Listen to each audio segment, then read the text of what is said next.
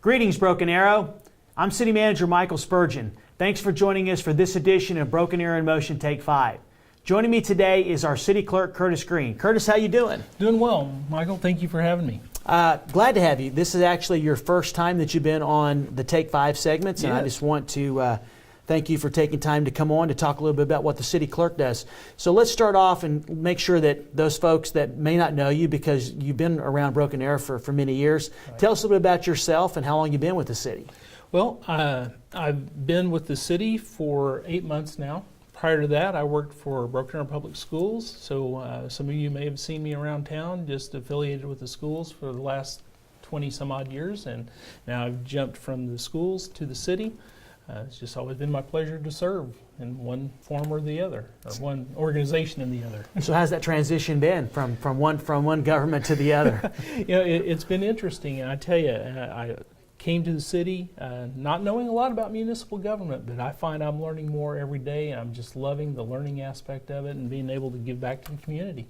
Well, we're glad you're here. I'm very much happy that you're a part of our leadership team, and the level of professionalism and also the knowledge you have about the community, I think is very important, because probably no other job like yours, customer service is so important. Very much so. Yes, absolutely it is. Okay, well, let's talk a little bit about exactly what the city clerk does. Okay. Well, the city clerk, you can think of the city clerk as like the historian of the community. One of the main responsibilities I have as city clerk is I prepare and keep records of the agendas and the minutes of all the city council meetings. And of course, that's very important. We keep records of all ordinances and resolutions that the city council adopts. I say we because we have several people in our division, but with the city clerk, we also have to attest documents. So contracts that come through for city, we have to attest and affix the city seal to those documents. So that's a big part of the job that we try to get it done efficiently. Let me ask you this. One of the things that I know that you do as a part of your position is you handle open public records requests. Mm-hmm. And I see some of those requests that basically originate in my office, and then I pass them along to you, but I don't see all of them. So just in your short time, has there been a request or two that basically jumps out at you that you'd like to mention that you've received? Yeah, I mentioned that the city clerk is the historian of the community. Well, one of the records requests we received was a gentleman from Massachusetts last month requested the name of the first town clerk of Broken Arrow from 1903. So again, being the historian, we looked through our archives and our vaults, and we found that the town clerk at the time was a man by the name of Luther Gideon.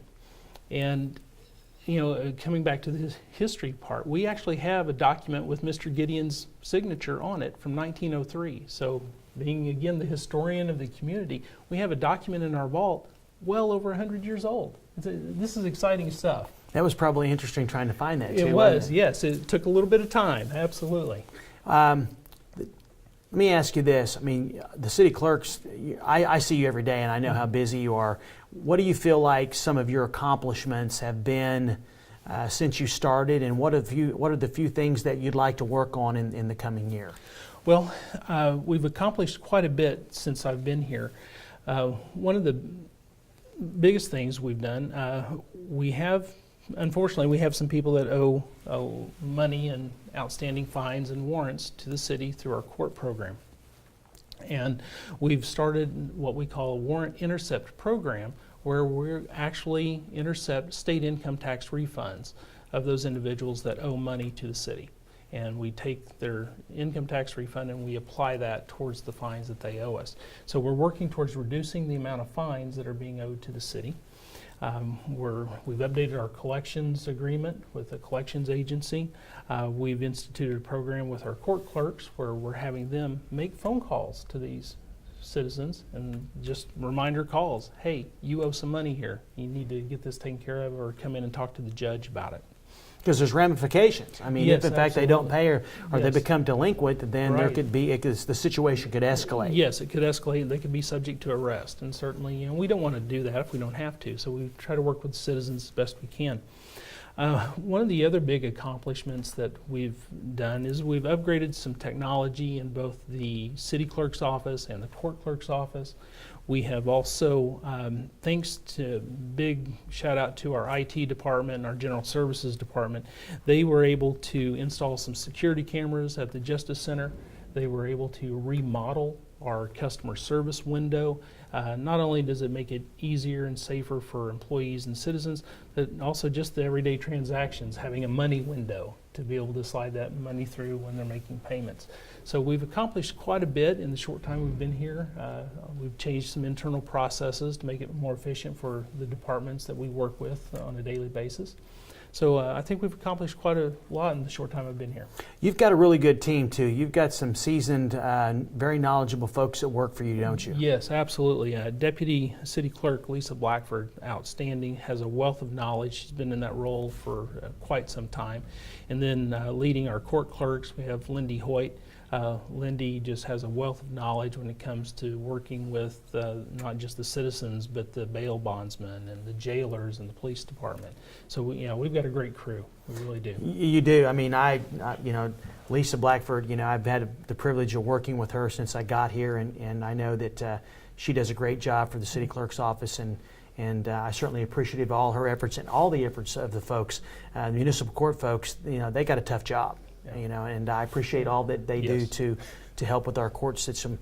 One of the things I wanted to mention and give you a chance to comment on is the pilot program that we're going to be kicking off with regards to community service, which Yes. we're going to kick off. I mentioned in a previous segment with Rocky Hinkle, our street and stormwater director, is we're going to do a pilot program for community service where those people that are defendants in the court, instead of paying a fine, will have the opportunity to actually do community service to work off those fines. And the pilot program is going to start in April and run through October. So can you talk a little bit about that? Well, the idea here is to help out those folks that may not be able to pay those fines.